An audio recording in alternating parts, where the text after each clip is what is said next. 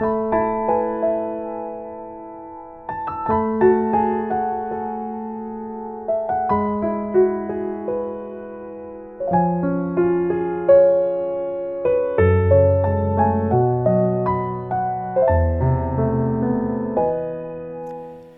경건한 마음으로 8월 30일 금요 심야 예배를 하나님 앞에 드리겠습니다. 다 함께 주님이 가르쳐주신 기도를 드리겠습니다.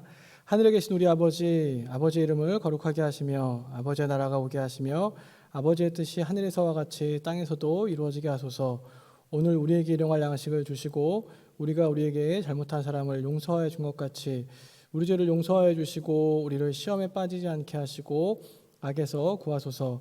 나라와 권능과 영광이 영원히 아버지의 것입니다. 아멘.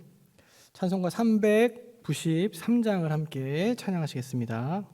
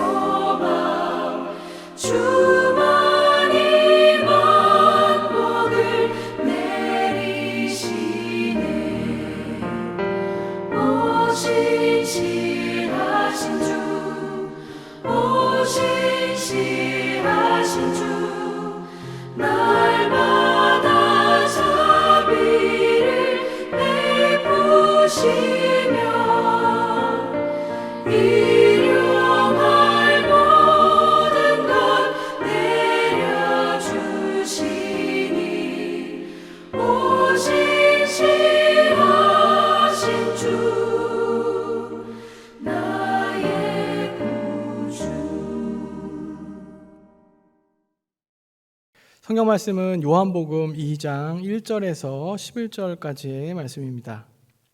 사흘째 되던 날 갈릴리 가나에 혼례가 있어 예수의 어머니도 거기 계시고 예수와 그 제자들도 혼례의 청함을 받았더니 포도주가 떨어진지라. 예수의 어머니가 예수에게 이르되 저들에게 포도주가 없다 하니 예수께서 이르시되 여자여 나와 무슨 상관이 있나이까 내 때가 아직 이르지 아니하였나이다. 그의 어머니가 하인들에게 이르되 너희에게 무슨 말씀을 하시든지 그대로 하라 하니라. 거기에 유대인의 정결 예식을 따라 두세 통 드는 도랑아리 6이 놓였는지라. 예수께서 그들에게 이르시되 항아리에 물을 채우라 하신즉 아귀까지 채우니 이제는 떠서 연회장에 갖다 주라 하심에 갖다 주었더니 연회장은 물로 된 포도주를 맛보고도 어디서 났는지 알지 못하되 물 떠온 하인들은 알더라. 연회장이 신랑을 불러 말하되 사람마다 먼저 좋은 포도주를 내고 취한 후에 낮은 것을 내거늘 그대는 지금까지 좋은 포도주를 두었도다 하니라. 예수께서 이 첫 표적을 갈릴리 가나에서 행하여 그의 영광을 나타내심에 제자들이 그를 믿으니라. 아멘. 예, 요즘 올림픽이 한창입니다. 코로나 때문에 1년 늦게 시작한 올림픽인데요.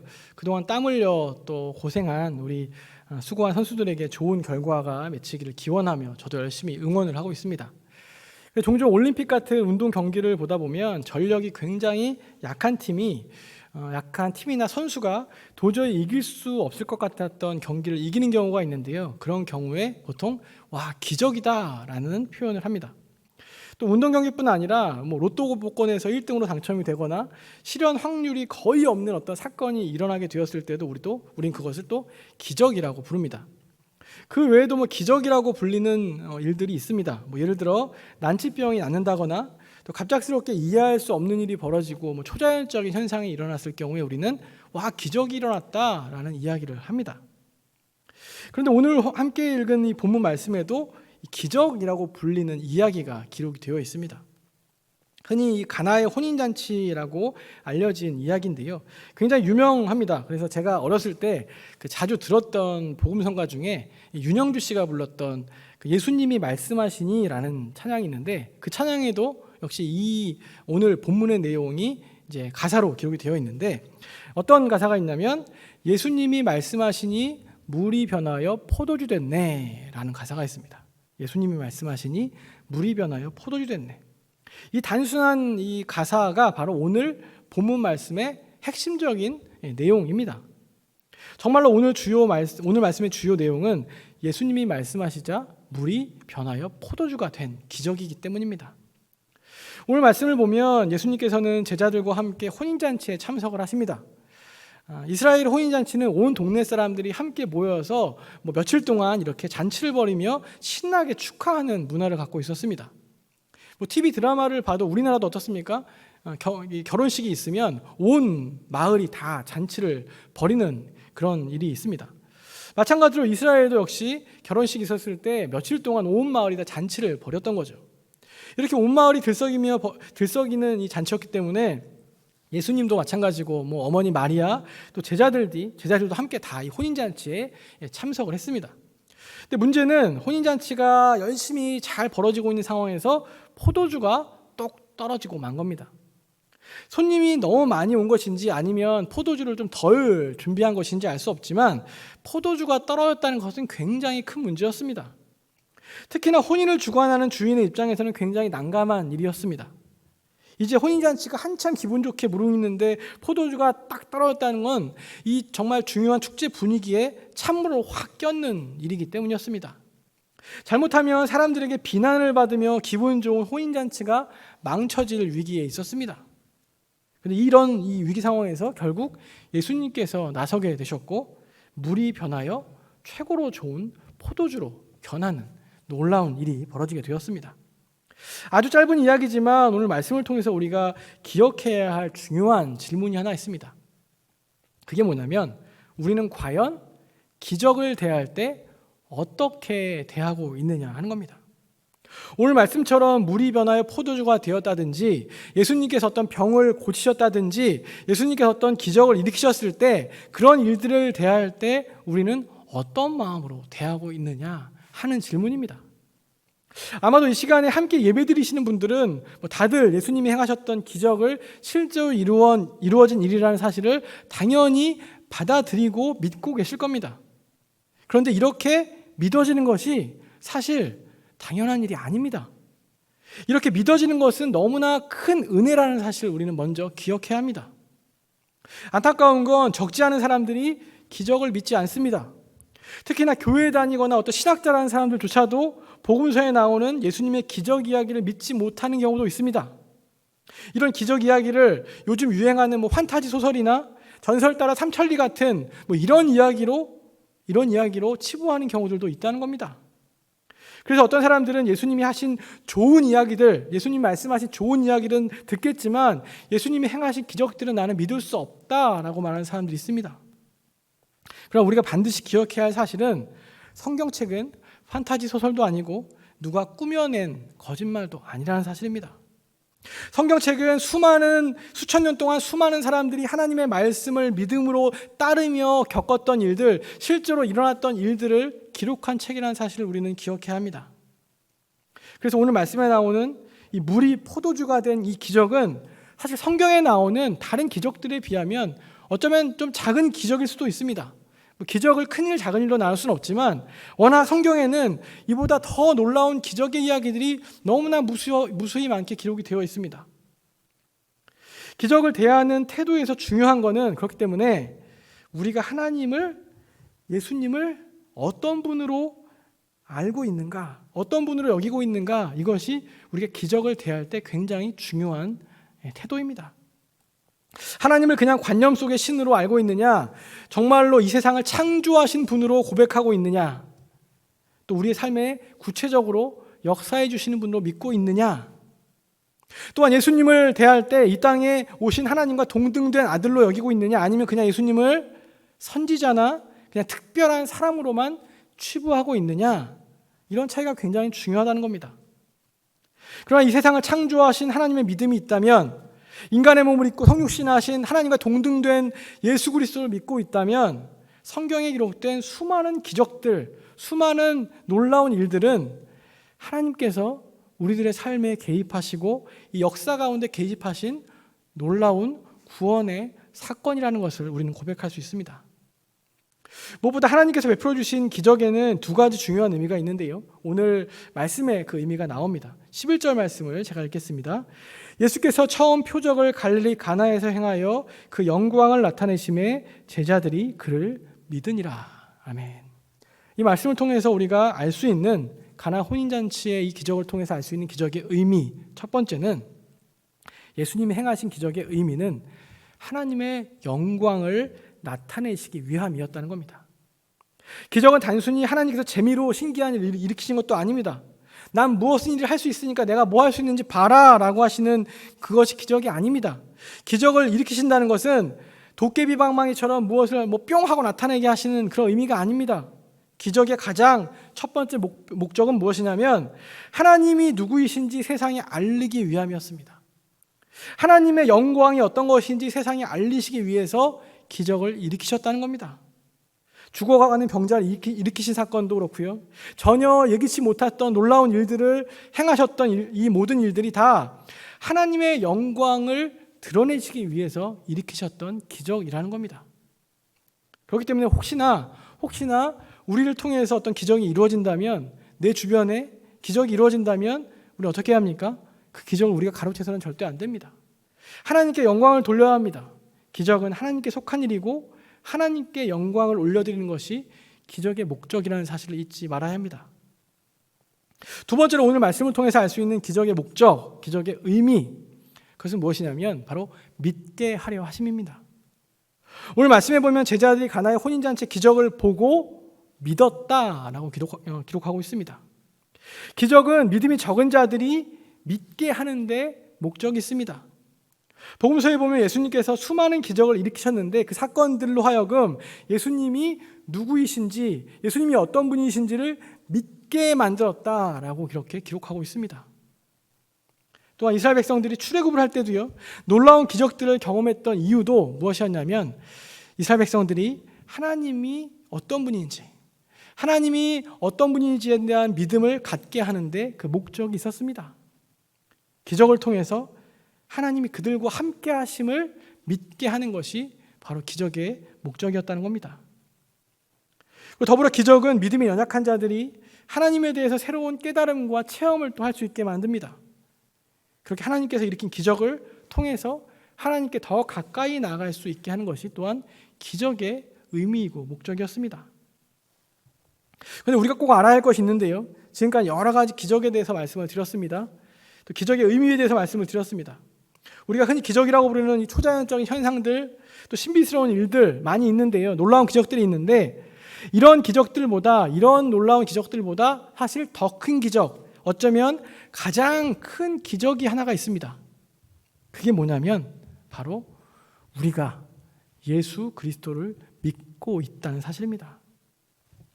예수님을 모르던 한 사람이 예수님을 알게 되고 예수님을 영접하고 하나님의 자녀가 되는 놀라운 사건, 이게 사실은 그 어떠한 기적보다 가장 큰 기적입니다. 사람이 바뀌는 것, 무엇보다 예수 그리스도의 은혜로 한 사람이 거듭남을 체험하는 것, 그것이 가장 큰 기적이라는 겁니다. 우리는 어쩌면 지금 다 믿고 계시기 때문에 믿는 것이 뭐 기적이야, 당연한 거 아니야 라고 하실지 모르겠습니다. 하지만 사실은 믿음이 생기는 것, 믿음이 자라는 것, 그 믿음이 견고하여지는 것, 그것이 가장 큰 기적입니다. 그렇기 때문에 한 사람이 천하보다 귀하다고 말씀하십니다. 신기한 일이 벌어지는 기적보다 한 사람이 영적으로 완전히 질적 변화를 경험하고 그 삶의 방향이 바뀌는 것, 그것이 바로 진짜 기적입니다. 한 사람이 변화되면 놀라운 일이 많이 일어납니다. 그를 위해 기도하던 사람들에게 은혜가 되고요, 감사의 조건이 되는 것은 물론이고 그 주변에 있는 사람들까지 그 한 사람을 통해서 또 다른 기적을 경험하게 할 수 있습니다. 우리의 삶 가운데 앞서 말씀드린 여러 가지 기적 같은 신비한 일이 벌어지는 놀라운 이벤트 중요합니다. 그런 일을 경험했다면 또 하나님께 영광을 돌리며 감사를 해야 합니다. 그런 기적을 체험하는 것도 놀라운 축복입니다. 그러나 말씀드린 것처럼 예수 그리스도를 믿고 내 삶이 변한 이야기, 주변 사람들이 변한 이야기, 그 이야기가 사실은 더 큰 기적이라는 사실을 기억하시기를 간절히 바랍니다.